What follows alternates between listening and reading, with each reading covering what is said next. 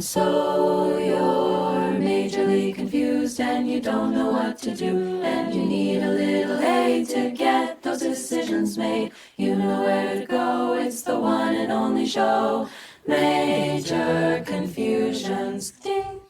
Hi everyone, I'm Dina and welcome to the Intertwined podcast by Major Confusions, where we demystify how impact-driven and sustainable careers are built in the real world.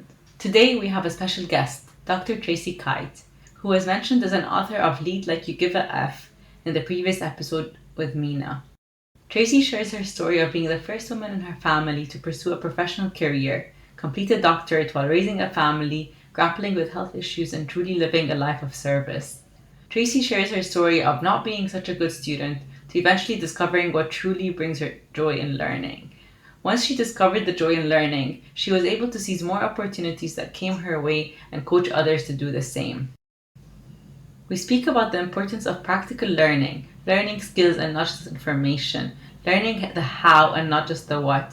For those who are contemplating pursuing learning programs, degrees, courses, or any sort of further education, I think this episode will reframe what it is you need to look out for as you plan your next chapter.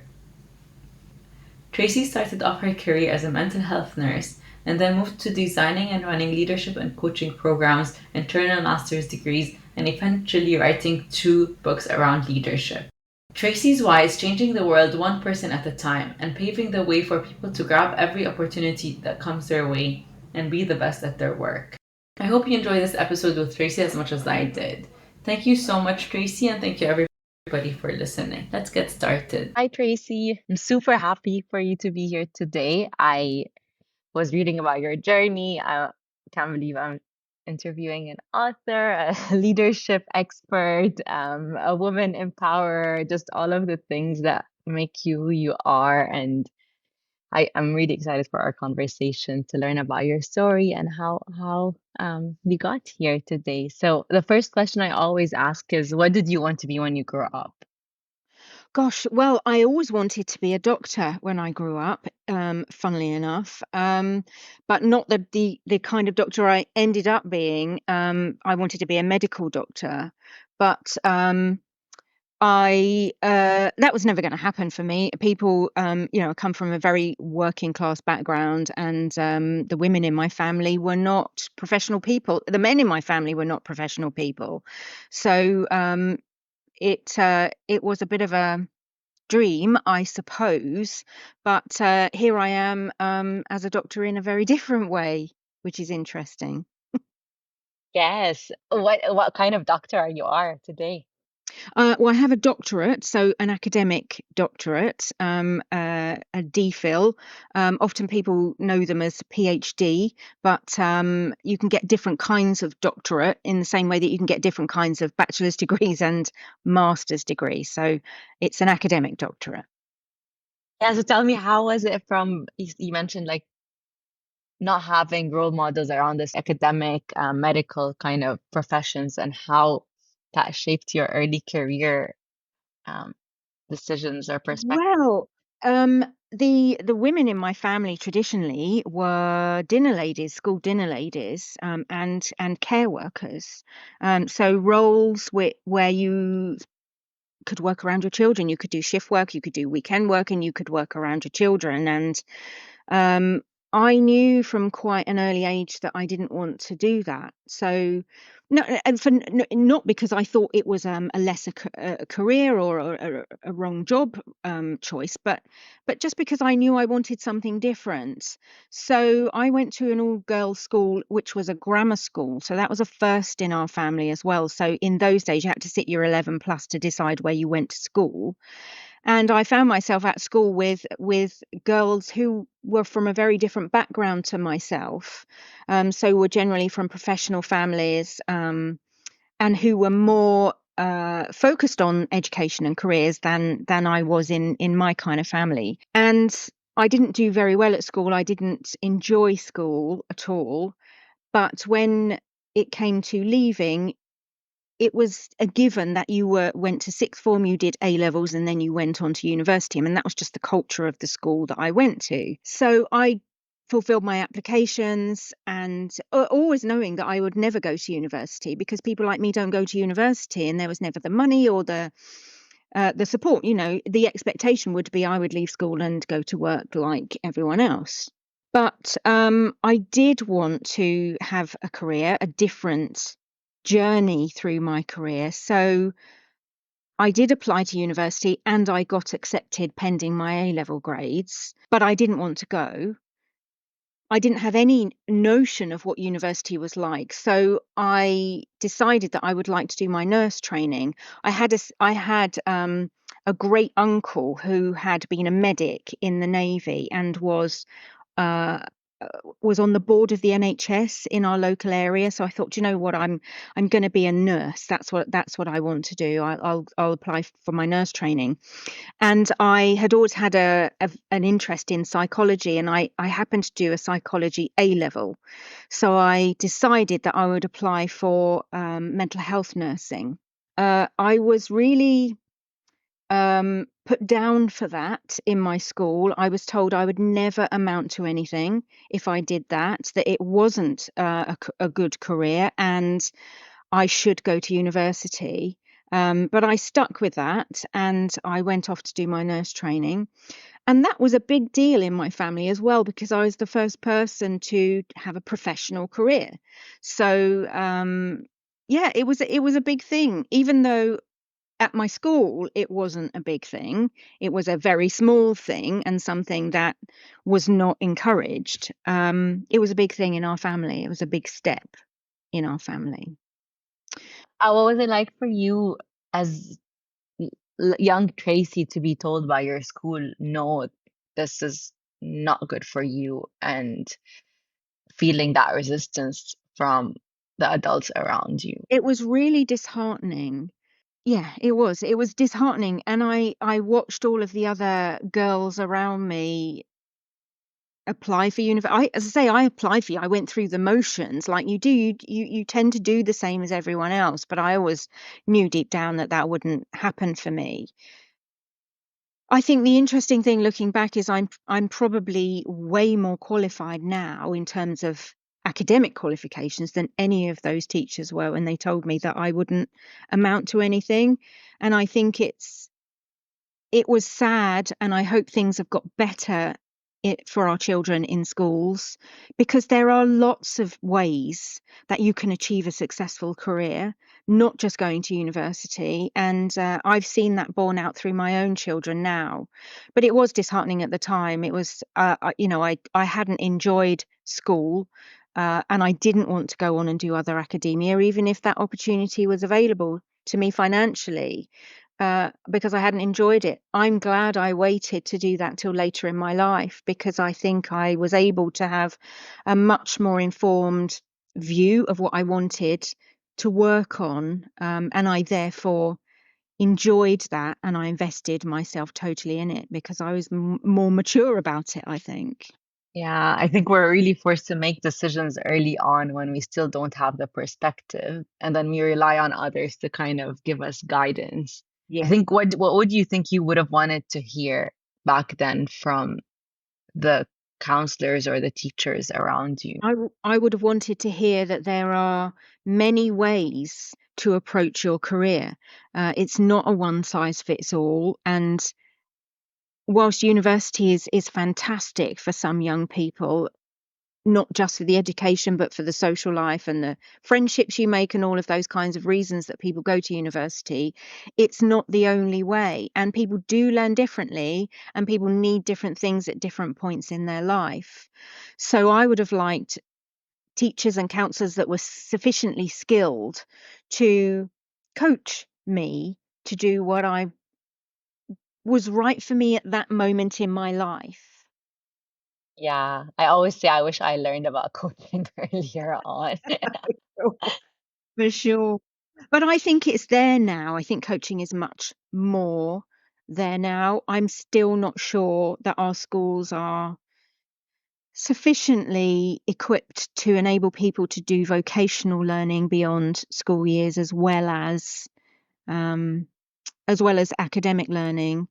And certainly, I've got 4 children, so I've got 2 children and 2 stepchildren. 2 of them went to university and 2 of them learned vocationally. And I have to say, I think the 2 that learned vocationally have sat more comfortably with their career choices than the 2 that went to university. I'd love to explore that a bit more. What do you mean by that? Well, so I've got a boy and a girl. My husband has a boy and a girl. So they are in their 30s now. So we're able to look back on their school career and look at their careers now. So my son went to university. He studied fashion design, and then went on to do a top-up degree in Manchester to do international fashion and textiles. It took him a good 10 years to actually use his degree in his chosen field. So he does work in fashion now. He does design for TV and magazines and things, but he also is a specialist technician at a group of colleges for their fashion courses. But it took him a long time to get to a place where he was able to use his degree in his career. My stepson did a degree in sports. I can't remember the name of the degree, but a sporting degree. Doesn't use it at all in his career. My daughter did a beauty therapy course and hairdressing course. Doesn't use that at all. She works in insurance now, but she's got a role where she's a mum and she's got a role where it suits her, and they keep trying to get her to do more, to go into management, but she doesn't want to. She wants to remain good at her job, and she is good at her job, and they value her very much. But she also wants to be sufficiently flexible for her family. And that's a choice that I didn't get. And I'm glad she has, but I'm also glad she's made the right decision, because I look back over my 40-year career and I worked 60, 70-hour weeks as well as take care of my children as a single parent. And if I chose that again, I wouldn't do it. And I'm glad she has chosen not to do it. I'm glad she has chosen a much better balance between the life that she wants with her family and the life that she wants with her work. So that leaves my stepdaughter, who's the youngest, and she trained as a bus driver when she left school and remains with the bus company. She's moved through being a bus driver to training bus drivers, and now she recruits new bus drivers for the same company. So she also has a great career that wasn't related to a university degree, and and she's progressed through that career since her late teens, and now she's in her early 30s. So she will continue to have a great career there too. Yeah, having the choice of vocational versus like Mm. academic should be an option versus thinking now that university is the only path and the best path. And a lot of people are graduating from university and finding it really difficult to land their first jobs. I'm thinking like what skills actually translate from university to real work environments. Whereas vocational careers, like you get started by learning the skills and it's more applicable later on. For sure, and I think there's such a disparity in university courses as well. So you have the same costs attached, whatever course you do, generally speaking, for a first degree. But there's such a huge difference in the kinds of salaries that you can earn. So, for example, when I did my nurse training, it was vocational effectively, although you got a good degree level qualification. It wasn't called that at the time. It is now, and you have to do it through university. So you will have all of those costs attached to your nursing degree when you come out, but you'll earn a third of the salary to, say, a lawyer or an architect or those more traditional professions. So I think it's really affecting people's ability to choose what they want to do because of the costs that they're going to come out with the other side in relation to the salary that they can earn. Exactly. Like less people might want to go into nursing knowing that it's harder to pay off that university degree. Yes. Whereas with a vocational learning, you can often be in a job and being paid for that job while you're learning for your qualification at the same time. Yeah. How was your degree in nursing? How did you enjoy it? I really loved it for the first time. I found something that I wanted to learn about that I loved. The only thing I'd had before that was my psychology A level. So those were the two things that introduced me to the joy of learning. I don't remember having any joy in learning with anything else before that. It was a slog, always hard work. So that was wonderful. And I went on to find more joy in learning after that. So I've always learned through my career. After I qualified as a nurse, I did other courses that were wonderful, and when I moved out of hands-on nursing and out of the NHS, I took on learning and development roles, and I continued to learn, but always vocationally.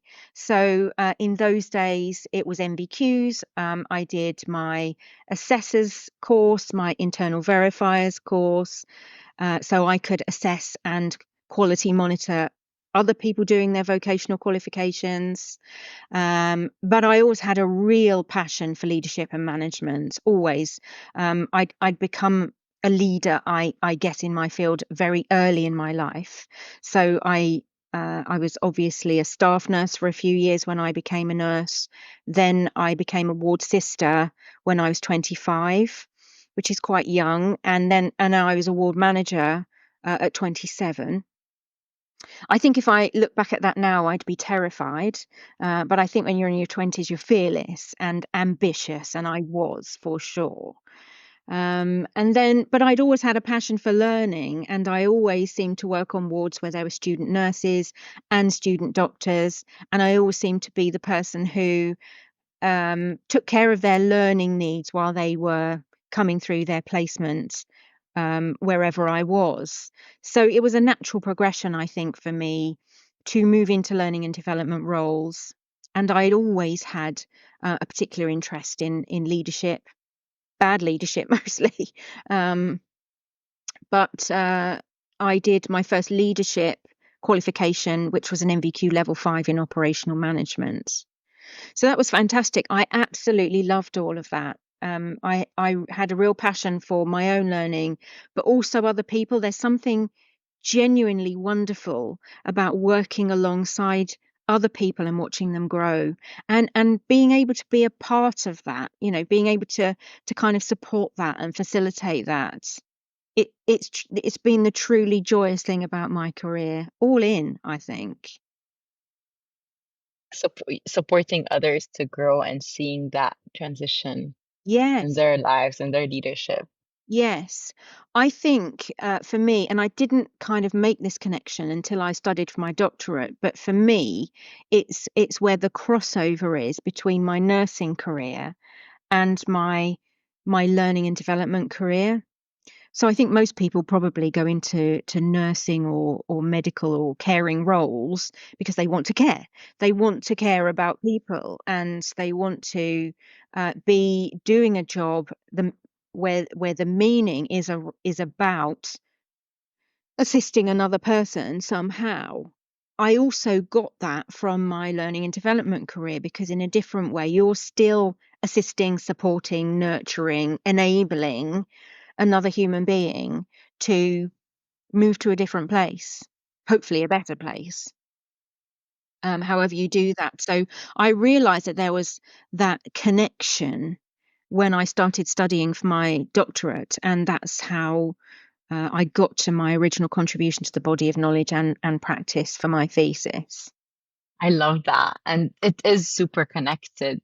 Help like the nursing, helping others, and then helping people within their careers. And I strongly believe that happier people in their careers also leads to healthier people in general, because if you're stressed at work, if you're unhappy, it ultimately also affects your physical and mental health. Absolutely, certainly. Yeah, I agree. It's a crucial thing, and all humans need to have meaning in their life, and lots of us get our meaning through our work.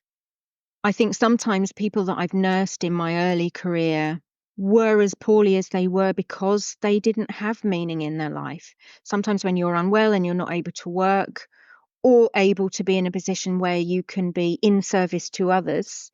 That's, the research suggests that being in service to others somehow is psychologically very powerful and positive. And I think when you're wrestling with your own health issues, the meaning slips away. And I think our health system doesn't always enable people to find the meaning, which is why people stay in their illness for long periods of time. But equally, I think if you're in a job that you don't like or is toxic or grates with your values, it's the same. I think that people can sometimes lose their meaning in work if there's big obstacles or their values are compromised somehow, which is, I think, probably how I moved into coaching, really, because that for me is the crossover between care and support in a clinical sense and care and support in a business sense. I have so many different directions to go. I'm really curious about, because you mentioned in school, you said it was a slog, and then you countered this joy of learning. So, do you recall what that looked like for you when you realized, oh, this can be fun, I can enjoy learning? It's about finding your subject area, I think. And I found that I took the first step into that when I studied psychology at A level. It was the first time I'd ever been good at anything, to be honest. I think the interest for me, the common denominator for me is around people. I like being around people, even though I'm quite introverted. I like being around people and I like thinking about people and trying to understand what goes on for them. So the joy has come out of related topics to that, I guess. Mm. How do you find out more? How do you find out more about the how? I think a lot of learning is around what, understanding what. When I moved into my doctorate, it felt really important to look at the how, because I think intellectually people know or can explore what we need to do, very little exploration around how we need to do it. So that's where the joy is. I think as I look back on the joy of learning, I also recognize the other side of that coin, which is imposter. So I think Mm. for women, when you get the opportunity to learn, it's wonderful and joyous, but it also triggers massive imposter feelings, and I recognize that when I look back, and I still say it sometimes. I still say things like, people like me don't study for a master's degree. People like me don't study for a doctorate. And I don't just mean people from my socioeconomic background. I mean myself as a woman as well. And how did you grapple with this imposter when making like key career decisions? I'm not sure I did really. I'm not sure I ever got on top of it, and I still don't really. I think when you carry decades of habit with you, it's quite difficult to let it go. And I think sometimes it's about accepting it's there, noticing Mm. it's there, and holding it, and then moving around it. Like befriending it, accepting that it's Yes. there, and Yeah, I've been doing a lot more acceptance work in my coaching lately, particularly with women. And I think coaching is an inward activity for oneself as well. It's not just something that you do with other people, it's something that you need to do with yourself. But I think that accepting it sometimes is much more positive and enabling than trying to not do it anymore. yeah. What does acceptance look like for you within that imposter space? I think it's about noticing it's there, that awareness, and then not trying to change it. Just Mm. accepting it's Okay. there, and finding a space around it. Yeah, looking back at your career, moving from the nursing chapter and deciding to leave it, I look at that thinking that that must have required a lot of courage. So how did you make that career transition early I on in your career? I think all of my career transitions actually have been about noticing when an opportunity comes up. So they were opportunities that happened to come my way that I worked to make into a reality. So I was working in specialist dementia care at a time when an opportunity came up in the company I was working with. So I'd moved out of the NHS. I'd gone to do some specialist work in the private sector as a nurse. I got divorced actually. My children were quite young, and I couldn't work the shifts and the weekends and things that I couldn't work full time like I did before.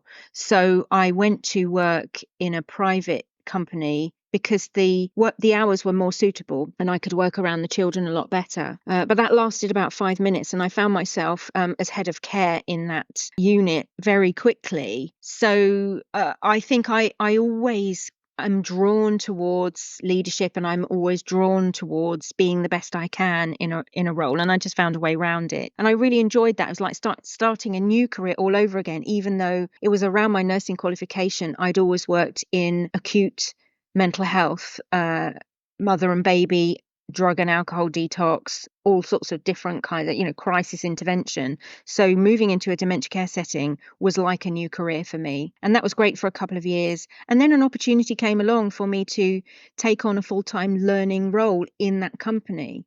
So I jumped at that, really. I was ready, felt ready for a change. I felt ready to not work shifts for the first time in about 17 years, and that was fantastic. Whole new learning curve again. And I guess all of my career transitions since then have been the same, except that I moved companies a few years after that, and I was there for a few years leading the building of a vocational qualification academy within a large healthcare provider, and a leadership learning role came up in the team, and I really wanted it. And I said to my boss, I really want that. And she said, well, it wouldn't necessarily be a career upwards step for you. It might be a sideways step. And I said, it's not about moving upwards always. Sometimes it's about moving into the things that you love the most.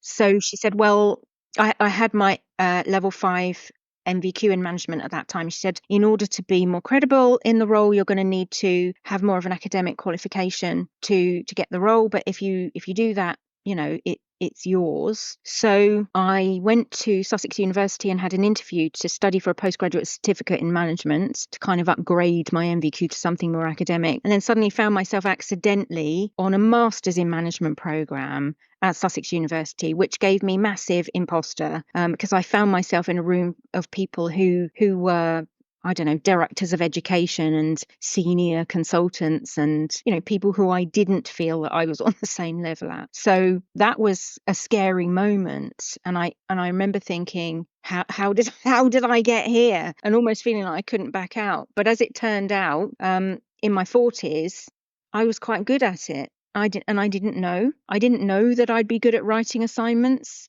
I didn't know that I was pretty good at expressing myself academically. So that was a real surprise. And I think what happened was, because I hadn't studied a first degree at university, I didn't come with any baggage. I didn't come with any preconceived ideas about anything. So I was kind of making it up as I went along, and it turned out to be the right thing. It was good. I had a really good experience with that, joyful. And I got the job. And So that's great. so you moved sideways within that Yeah. company I afterwards. didn't feel like it was a sideways move. I felt it was an upward move for me as a person, because it's not just about, I don't think living your career is not about what you wear on your badge. It's how you feel about what you do, and the opportunity to develop and learn within what you do. I spent 15 years in that organization, and I developed massively. I developed from being a nurse with some vocational assessor and verifier qualifications to having a doctorate in that time. That's a massive That's leap. amazing. And I did that because I had people around me that believed I could do it and supported me to do it. Which is very rare to have in your career. How did you receive that support, and how did that support look like? It was low level, I guess, in that I looked around and people just looked at me like, why are you worrying? Of course you can do it. Of course you Oh, can, and I remember that early on in my master's program, a fundamental moment for me. So my master's is in the management of change, and I was almost a year in, and the company that I was working in got bought out at the 11th hour, very surprisingly, by a much smaller company. So I remember walking into the office the following morning, and everyone was in a state of shock because even the senior leadership didn't know it was going to happen. So here I am on a program, a master's studying organizational change, and there is probably happening around me the most enormous organizational change a company could ever experience. So that all happened and unfolded over those weeks and months afterwards, and I was suddenly seeing all of the things that I was learning play out in front of me, and I was starting to be able to apply the theory I was learning on my course to the practice that was happening at work. And there were two things that I remember being massive moments for me. One was a company conference.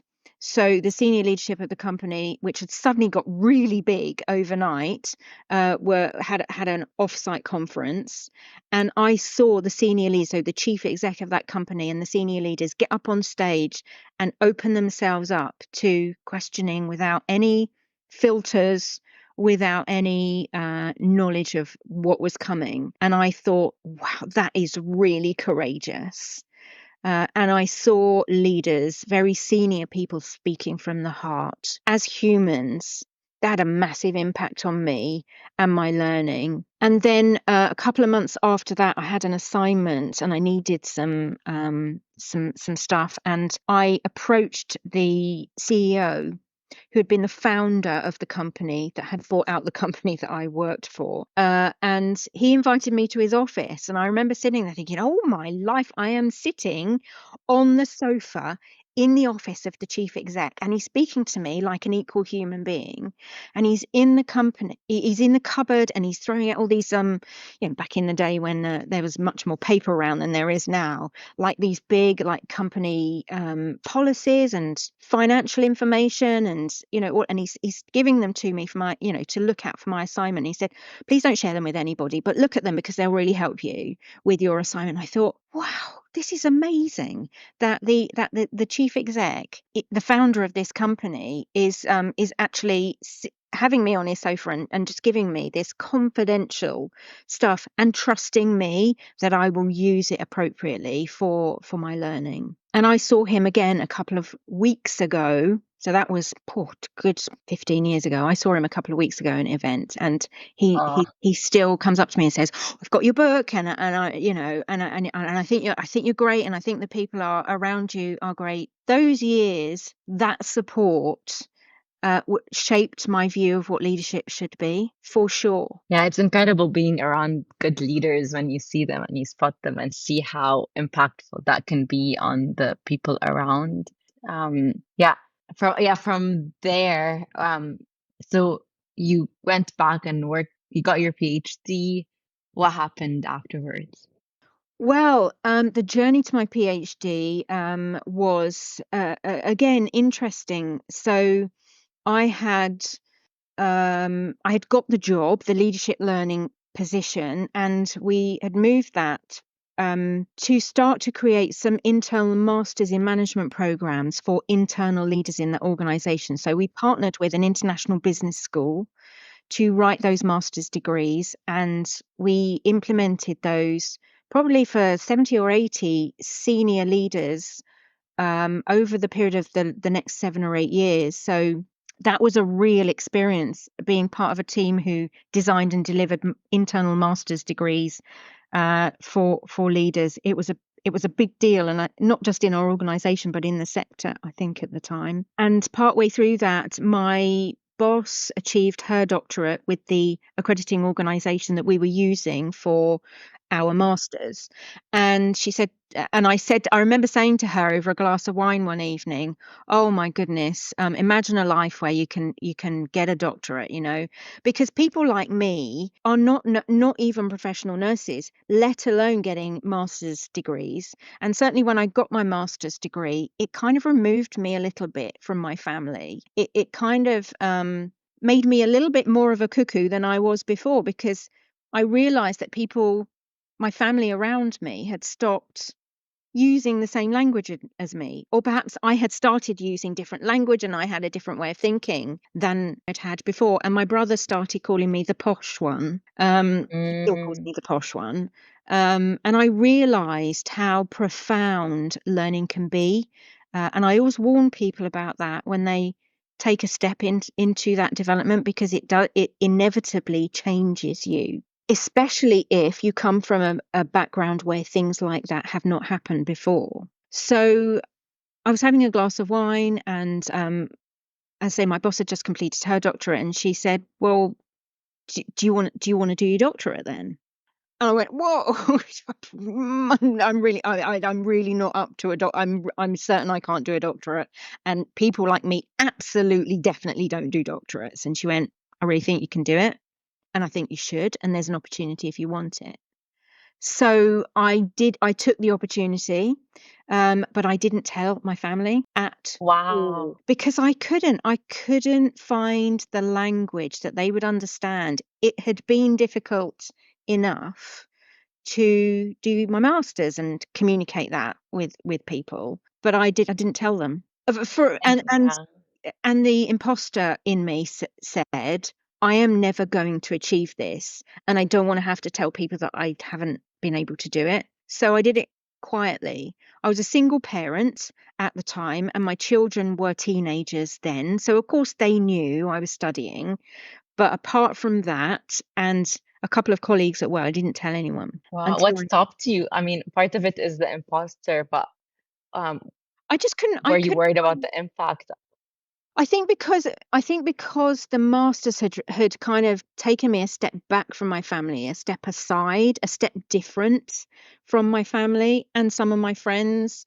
I just didn't want to. I didn't want to talk about it. I didn't want to be another step removed from anybody, or at least my perception of that. I don't think anyone else perceived that. That was kind of just my perception. Yeah, I just thought, you know what, I'll just talk about it when it's done, if it ever gets done. Yeah. That's what I thought.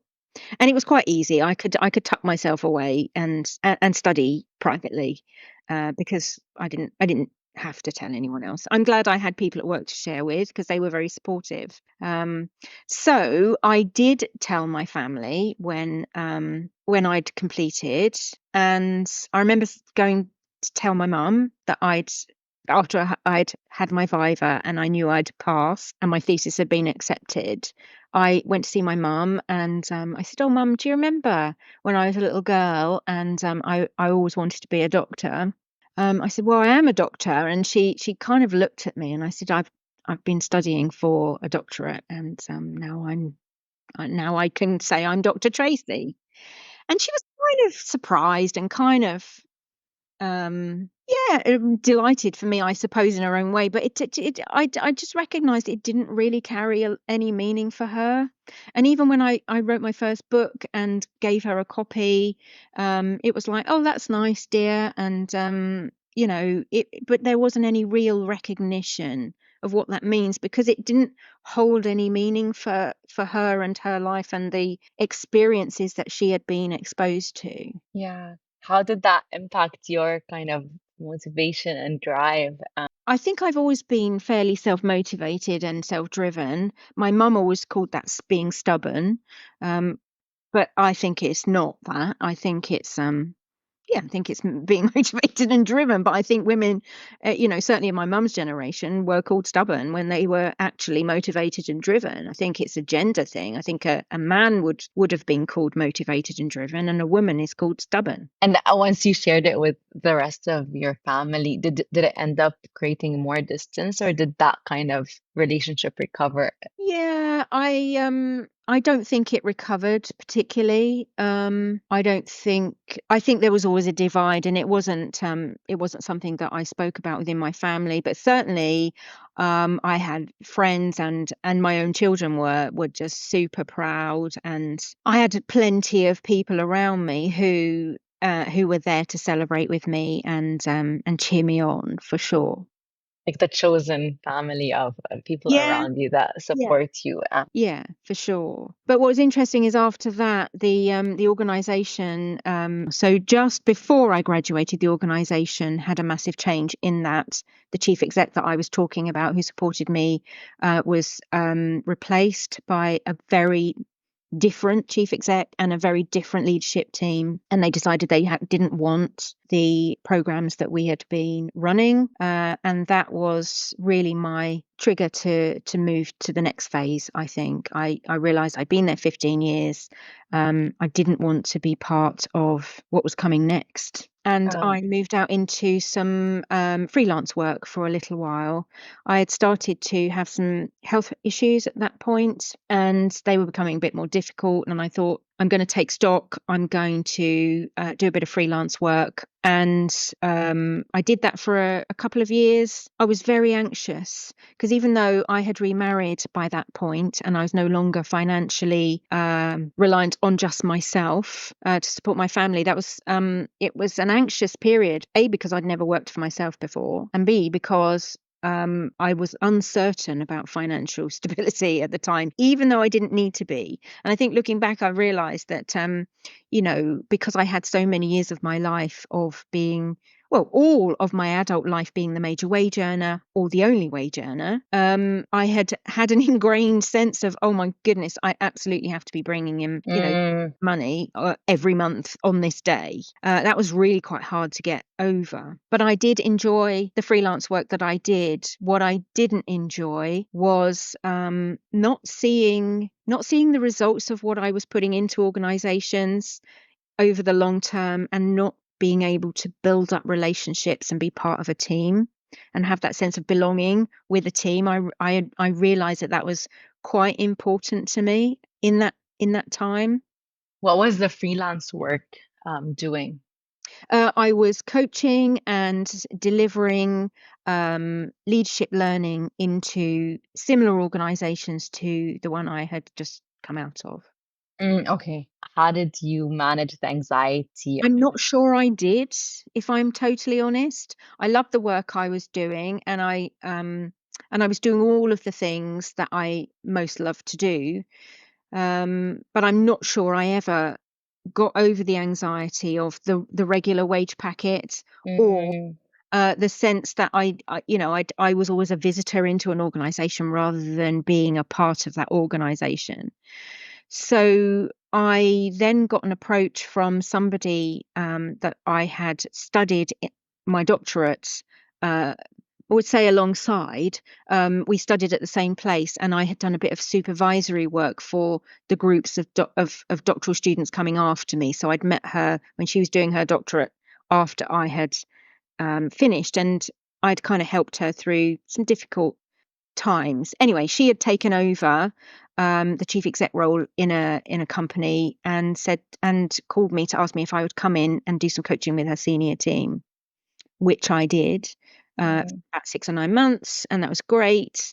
And then I ended up staying. She offered me a job, and I jumped at it, not because it was in a sector that I particularly am skilled in, or particularly ever thought I'd want to work in, but because I really wanted the opportunity to be part of a team again, mm, and to be able to shape an organization over the long term.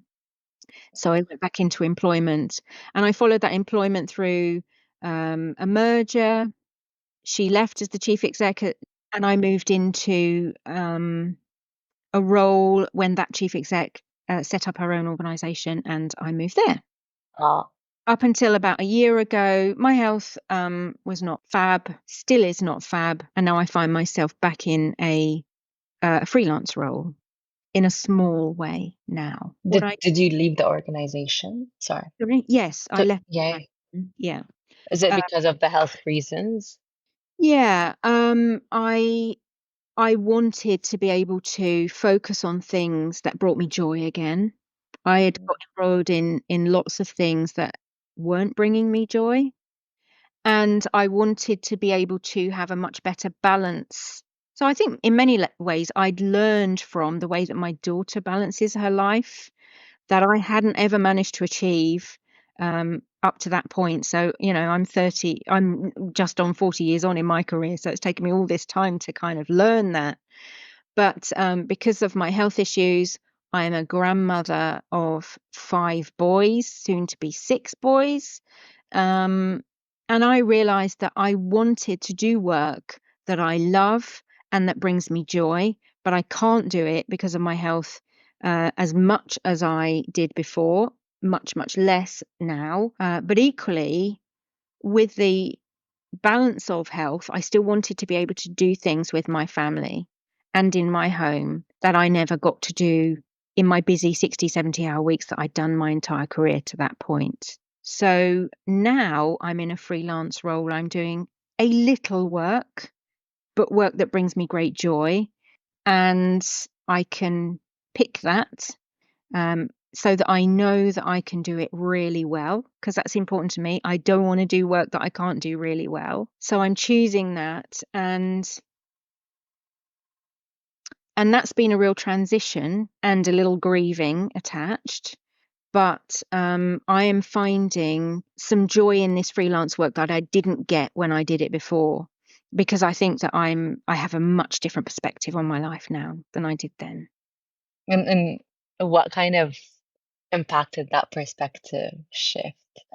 The impact is that I've managed to shake off that habitual thinking around I must earn this amount of money on this day every month.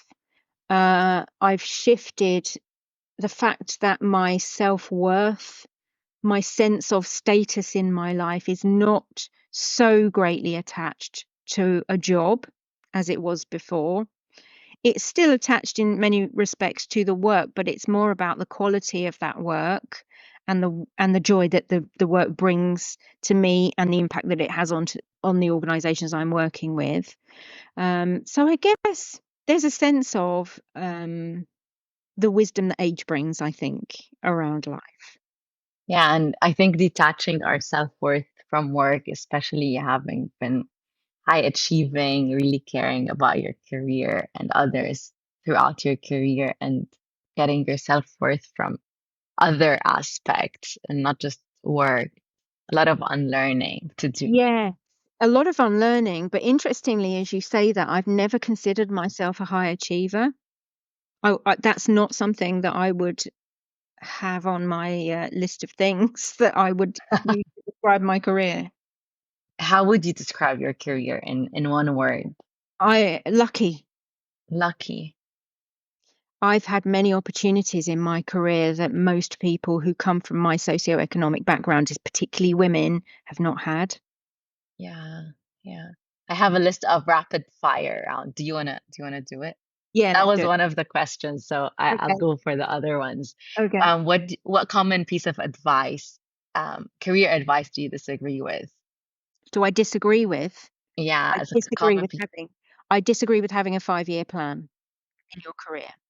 I think that really confines you, and you need to just the skill is not about having a 5-year plan, it's about noticing the opportunities that come your way and maximizing them.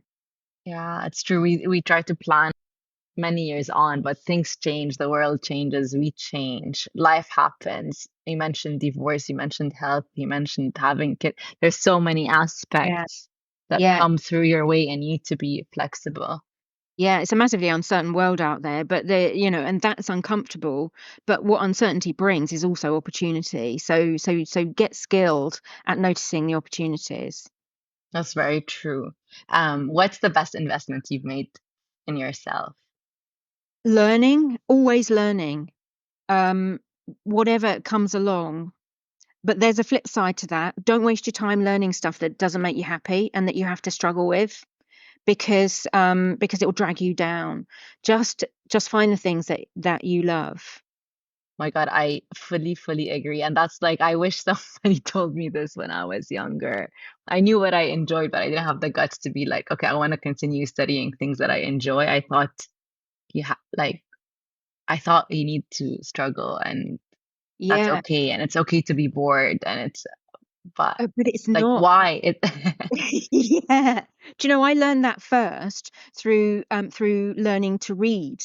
So when I first started my master's degree, I remember that very first lecture feeling like, oh my goodness, I can't do this. And here I am in this room full of these really bright people with really big jobs. And we got given a stack of photocopies of articles, journal articles and things, which we needed to read by the next lecture the next week. And I took them home and I read the first, and I had to pick up my dictionary about, oh, I don't know, countless times in the first paragraph. And I remember chucking them across the room and thinking, oh my God, I'm never going to do this because I can't read it. I don't understand the words. The sentences are too complex. I just can't. And over that time, what I learned was, don't waste your time on the boring reading. Don't get too embroiled in complex things, because there's a thing in academia that's really pompous, I think, where you write things in the most dense, complex, big worded, sentences that you can possibly, crank out. And I think that's awful. And I promised myself in that moment, if I ever had something to say that I wanted, that I had the opportunity to write down, I would write it in a way that ordinary people can understand. Because I happen to think, if you've got something to say that's important to you, that you've researched, that you've argued, that's become a part of you, say it in a way that the largest number of people in the world could possibly understand it. Don't, that. And yet there are academics that do the complete opposite of that. That's the exact reason why I wrote my books that I did, because I did find that I had something to say and I wanted to say it in a way that people like me could understand. Yeah, it's true. And it shouldn't be like, it shouldn't be that you need to go and do like a PhD in leadership to be a good leader. Like, it should be common people in different sectors in leadership who aren't necessarily academic, can understand the top research, can learn from the best without using pompous language. Absolutely. And it is, of course, about learning theories and frameworks, but only if you're given the opportunity to go away and see how those work out for you in practice. It's only a good Exactly. model, it's only a good framework, it's only a good theory if you're able to use it in practice. If you can't, what's the point? And that's what I meant earlier when I said we can all know the what of things intellectually. You sit enough leaders around the table and say, right, how should good leadership look? They'll all come up with the same thing. We all know in our hearts what great leadership looks like, but nobody knows how to do it. In the heat of the moment, when you're tired and you're stressed and you've got a million things in your inbox and there's a queue of people at your door, how do you say that? I think that's my life's work, is to help people to know and develop the skills of, how do you do that? What do I say? How do I need to be? What mindset do I need to be in that moment? And how can I get into that mindset? How can I help people to be their best self at work? What do I need to know to help people to be their best self at work? For me, that's where it's at. And most academic leadership qualifications only focus on what. So what you get are people who know more leadership theories, but that doesn't make you a better leader. Exactly. And that ties into what you started talking about, like vocational training. What I'm hearing from you is you're taking leadership, which is often seen as soft and theoretical, to actually like hard skills that you can actually practically apply, and it comes practical and useful. For sure. And that's what More organizations want. They want that, if they're going to invest in leadership development, you know, eh, of course they want it for their people and to grow people and to get the best out of people. That's always the first line whenever I speak to an organization. But it's got to hit your bottom line as well. You've got to have a return on investment from that. Of course you have. You're running a business. So it's got to be practical. You've got to know that your leaders are going to come out of that usually fairly expensive development being able to do something better, being able to lead their area better so that it hits your bottom line. Exactly. That's where the practical skills come in. Knowing more management theory will not make your business more successful. Knowing how to deal with people, having the skills to do that, being able to link this theory or this model with this is how I'm going to do it differently, that's what will hit your bottom line. Yeah. The last rapid fire question. What would you tell your younger self when facing career anxiety? I would say it's not a weakness to feel anxious. All human beings feel anxious.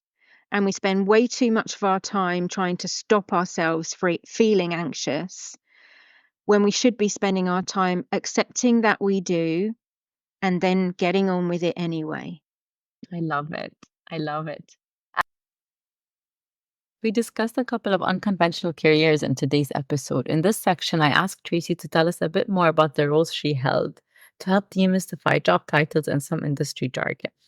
So you mentioned you were a mental health nurse and head of a ward afterwards.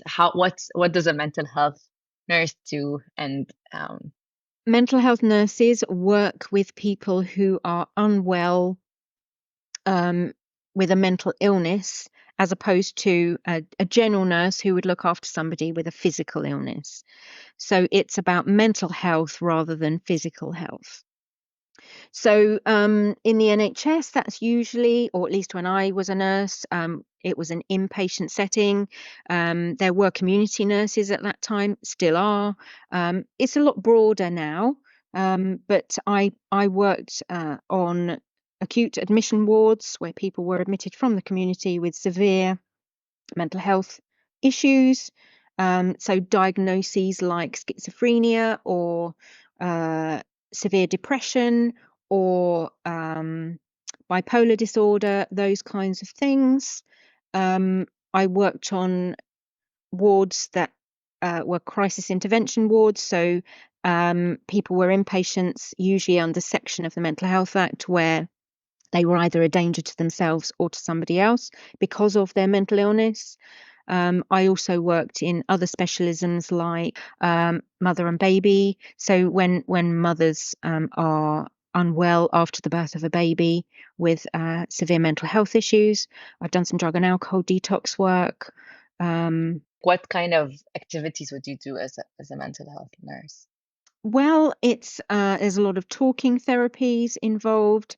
When people go on to medication, that has to be safely administered and monitored for side effects. People are often unable to keep themselves safe. They're unable to manage their activities of daily living by themselves. So it's about ensuring people maintain their physical cleanliness, their nutrition, just really supporting somebody through a severe illness Yeah. till they're well enough again to leave hospital.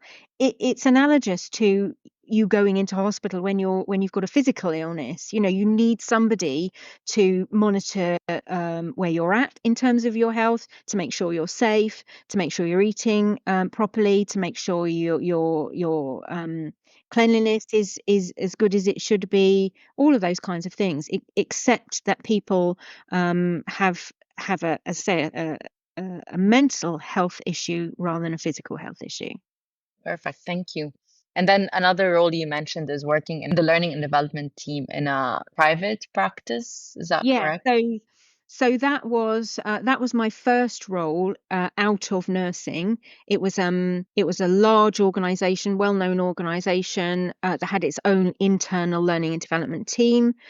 So I had my geographical region, and I was responsible for the vocational qualifications that people were doing within that region, but I also delivered clinical training to nurses and care workers in that region as well.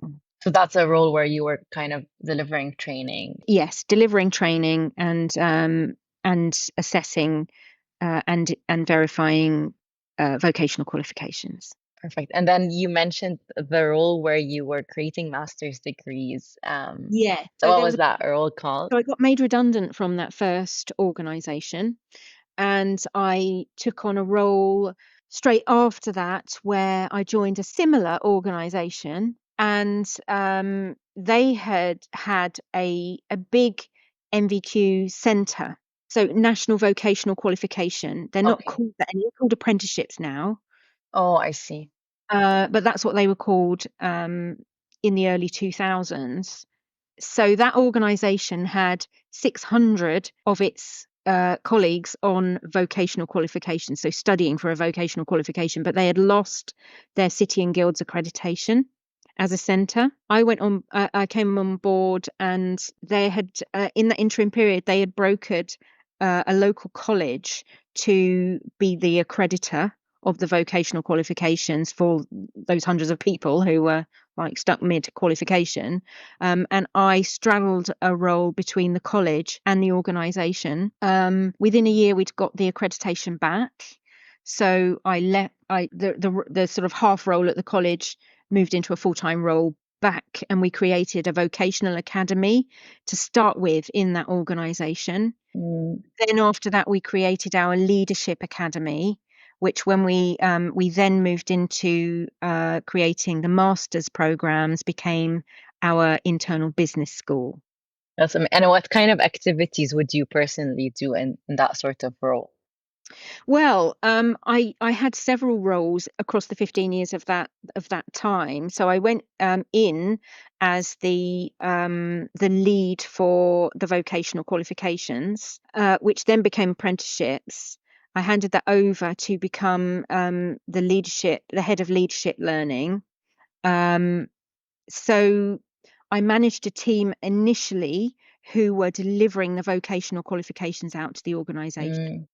Mm. And we grew those qualifications. So it started out just health and social care qualifications, but over time, we started delivering customer service qualifications, business administration qualifications, and catering qualifications. And then we moved into the leadership qualifications after that. So that started out with delivering vocational leadership qualifications, which we still maintained.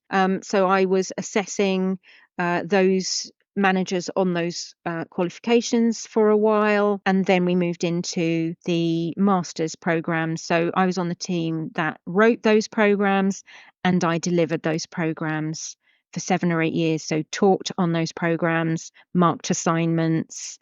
I facilitated action learning groups through those years, and sat through people's vivas with them.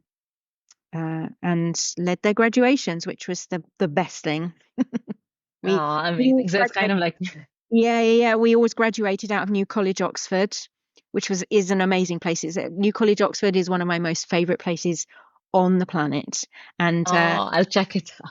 yeah, it's wonderful there. And my husband proposed to me at New College, Oxford as well Oh, I love on a graduation day, which is wonderful. it. Uh, I guess I'm just thinking, any other role worth describing what it maybe now the coaching and consulting work, like what a day in the life looks like, for you. Well, it's so very different at the moment. I've only been doing this for a year, and in that year, I've written my second book. Well, I've updated my first book as a second edition and published my second book this year. So a lot of time was taken doing that. So I am doing a lot of networking, and what I'm finding is people that I've worked with through my career are calling me to say, oh, I've got this, I've got somebody in my team that could do with some coaching, or could you facilitate an action learning set with my senior leadership team, or we really want to implement some really big leadership development programs in our organization. Could you lead that for us? So all of that kind of stuff is coming through. And that's what I'm spending my days doing, really, in a joyful way. It's all of the work that's come my way has been from people that I've known across the 40 years of my career, and I guess they know what I can do and they know what I'm capable of, which is wonderful. That's truly wonderful that people remember what you've done for them usually. And now, so a lot of those people that came through the master's programs are now chief execs of their own companies. So the fact that they are remembering their own journey through master's level learning, and want components or, you know, chunks of that in their current organizations is truly wonderful. You spoke a lot about action learning sets and facilitation. Can you please describe it for our listeners as well, please? Sure. So action learning is an accelerated model of leadership development. So it was first coined in the 1940s and 50s by a man called Reg Revans, who's an interesting guy who was a physicist by original background, worked on the board of the coal mining industry in that era, but then also went on to work on the executive of the NHS in its early days. And so as a physicist, you would expect him to express himself in terms of an equation. So he had an equation for action learning, which is L equals P plus Q. So learning or action learning, by action learning, he means applied learning, learning that you do and then you take out into the business and do something differently, is created equals P, your programmed knowledge. So that's all of the stuff that the theory and experiences and the capacity that you have to continue to learn new things, plus Q, questions. So you ask questions of yourself, of your set. So he formed groups of managers, which would have all been men, of course, in those days. And they would work on problems by asking questions, insightful, challenging questions, and then going away and answering those questions together, and then taking action. So emphasis on action.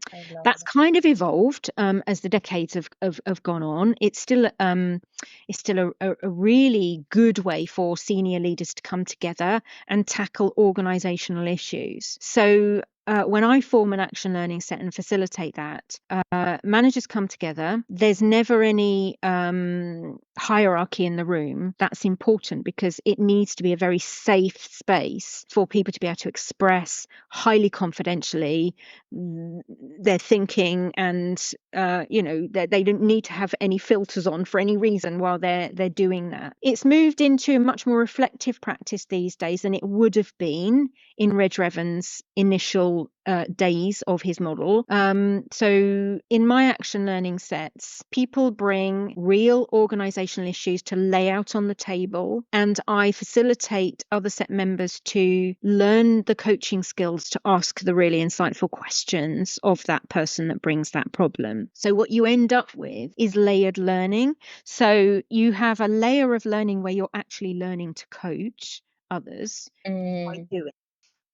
You have a layer of learning where you're bringing your actual work problems to learn from, and you're learning vicariously through the workings of someone else. So the rules are, you do not ever give advice to somebody. Advice is out. Guidance, phrases like, oh, well, I had that happen to me and I did this. We don't do any of that. We ask neutral, insightful, challenging questions. So it's a bit like coaching. Clearly, it's not one-to-one. It's a bit like team coaching, but in team coaching, you'd have a team and a coach who coaches that team. It's the opposite of that. So it's team to one coaching, and it's really challenging. It's not pink and fluffy in any way. It's really challenging because you've got usually 7 or 8 other people coaching you all at the same time, and it comes bang, bang, bang, bang, bang. Highly challenging. You do a lot of process work around it, but that's why it's accelerated. People learn very quickly. If they're courageous enough to accept that challenge, they learn very quickly. And of course, then they commit to their set where there's a high level of trust and a total level of confidentiality.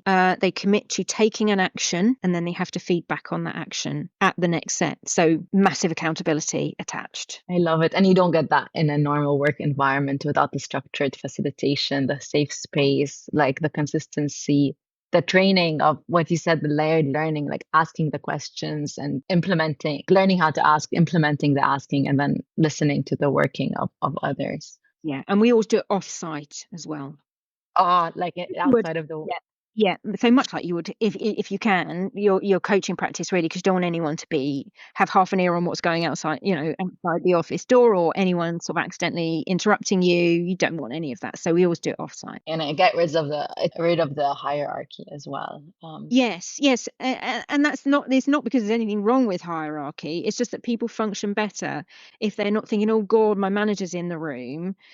Sometimes they might want to talk about their manager, and that's not a negative thing. It's actually a positive thing in that. Often people come to an action and say, "Oh my goodness, my manager spoke to me about this the other day. I'm mortified. I did something wrong," or and what they want to get out of it is, I want to be able to go back to my manager and do the best possible thing, but I need to lay it out on the table, and I need you to ask me questions of it so that I can get to a point where I'm making a decision about what I'm going to do next in the most positive way. So it's enlightened line managers that send their teams for action learning because they know that that's what they're going to be doing sometimes, and they see that as a positive thing.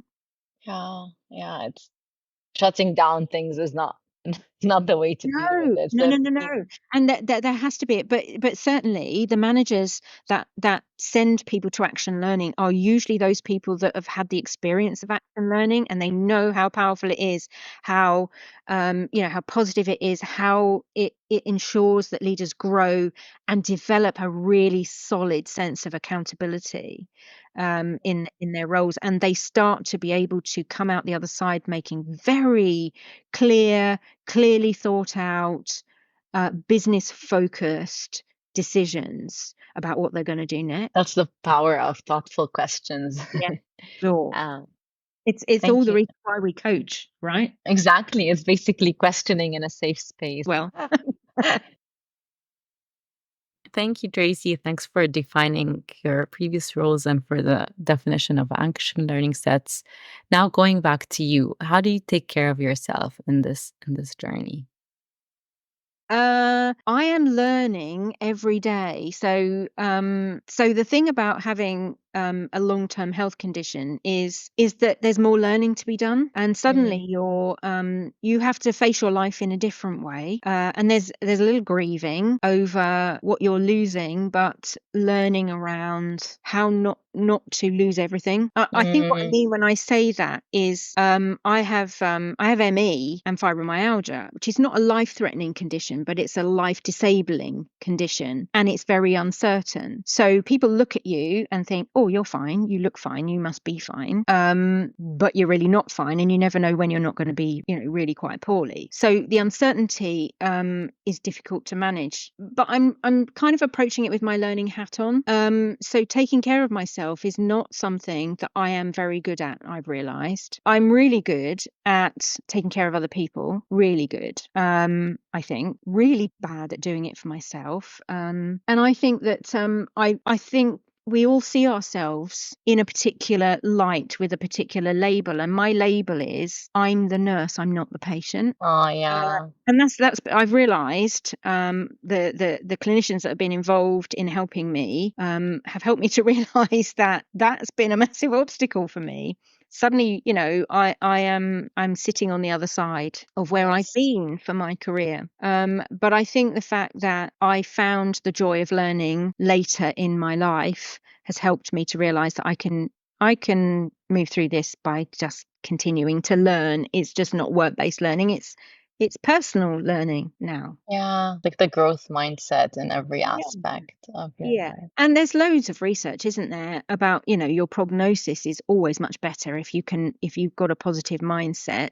I think that it's possible to have positivity to a point where it becomes toxic. So I think it's not about happy clappy, let's pretend everything is wonderful, and because it's not, and it never is for anybody. But it's acceptance again. We've used that word acceptance, haven't we, quite a lot through our conversation? And I think it's around accepting what is, and learning what you can do rather than keep focusing on what you can't. Exactly. two more questions than you for you, and then we can wrap up.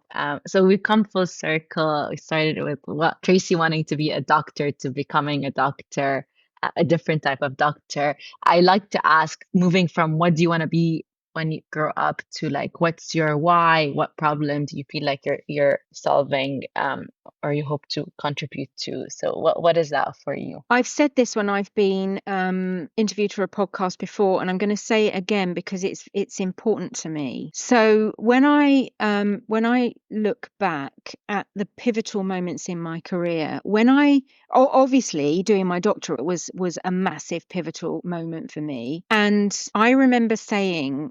There was my professor, my supervisor, Dr. Joanna Kazubska. She was a woman who had a massive impact on my life.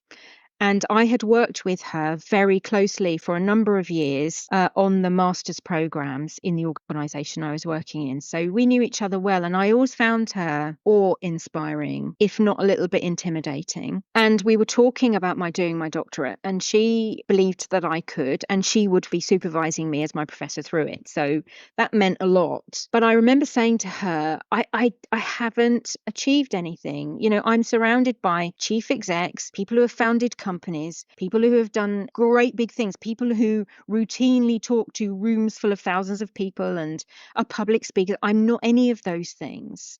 I don't know how I can contribute something. I don't know how I can create an original contribution to the body of knowledge, which is a requirement of a doctorate. Because I'm not those people. I haven't done the things that those people have done. I haven't done this big thing. And she said, Tracy, when I look around this organization, what I see is lots of Tracy flowers. So what she meant was, and these are my words, summarizing her words, what she meant was she saw my skill in working with people on a one-to-one basis. And I guess really what occurred to me is I'd been doing that my entire career, working with individual people on a one-to-one basis. And she said that she had looked around the organization and she could see very clearly the growth, the flowering of the people that I had worked with, whether that had been because I'd worked with them on a course that they'd been on, I delivered training, or I'd coached them, or I'd facilitated action learning sets with them, whatever that was, she could see the results of that in the organization. And she said, that's what you contribute. That's what you'll bring to a doctorate. So when I look back on my career, I think that is my thing. That's my legacy. That's the thing that I recognize is who I am and what I've achieved is that. And I've phrased that as, maybe my place in my work, in my life is changing the world one person at a time. I love that. It's so inspiring for me as a coach, and just that one-on-one work.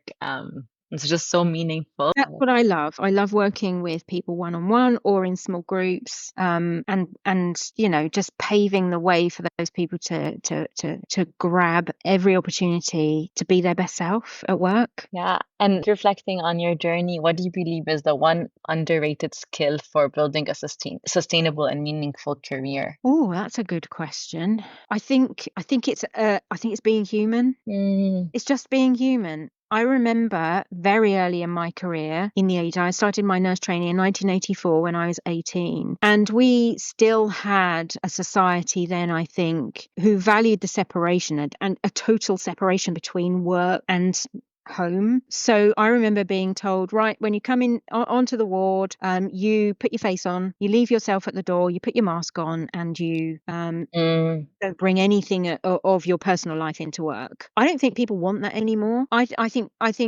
and we were never component parts of ourselves back then. We were still whole human beings. So I think there's something disingenuous about saying leave your because you are who you are. You're not a different person. You might engage with different behaviors at work than at home, as you should, but you're still a whole human being, and you still come with all of your whole messy human emotions and whatever at work. And I think that we value that more. But I still think there's an expectation at work, particularly if you wear manager on your badge, that you're somehow not a whole human being, or you're a slightly different kind of human being. So one that's not supposed to be emotional or have problems or any of those kinds of things, except what you do. And I think if you continually try and swallow those down instead of developing the skills to recognize it and deal with it, and I'm not suggesting people come to, anyone, let alone a manager, comes to work and screams and shouts and, cries, whatever. I'm not suggesting that.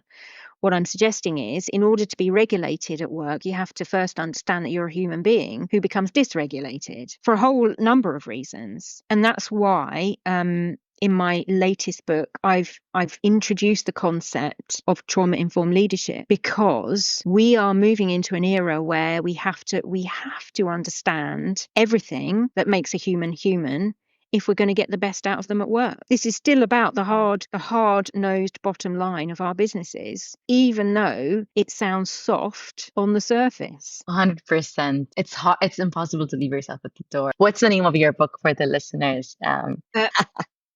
It's called Lead Like You Give a F. Perfect. And I've been accused of that being controversial and and difficult for some people, and I recognize it is. But in the spirit of wanting to write something that is understandable for the maximum number of people, I think people get that.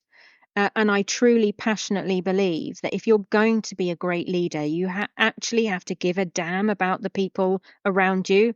And I don't mean you have to be their friend. I don't mean you have to be their therapist.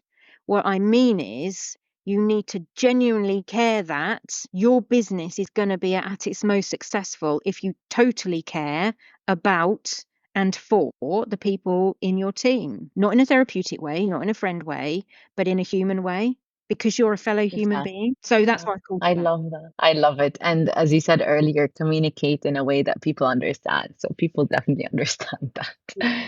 Ah, thank you, Tracy. I loved our conversation and I'm really It grateful went, for it. Keep doing what you do. well, you keep doing what you do. That time went so quickly. You've been very, very generous with your time, and it was so inspiring, Tracy. And yeah, I love your energy, love your story. Thanks so much, Dina, for the opportunity. It's a real privilege. Thank you. Thank you. Thank you so much for listening. If you enjoyed this episode, please share it with your family and friends. Our goal is to demystify how career decisions are made in the real world and empower others to pursue building a path towards a sustainable and meaningful life. Follow us at Major Confusions on LinkedIn for more of these episodes. Keep in mind the 3 C's: compassion, curiosity, and courage. See you next time. Ding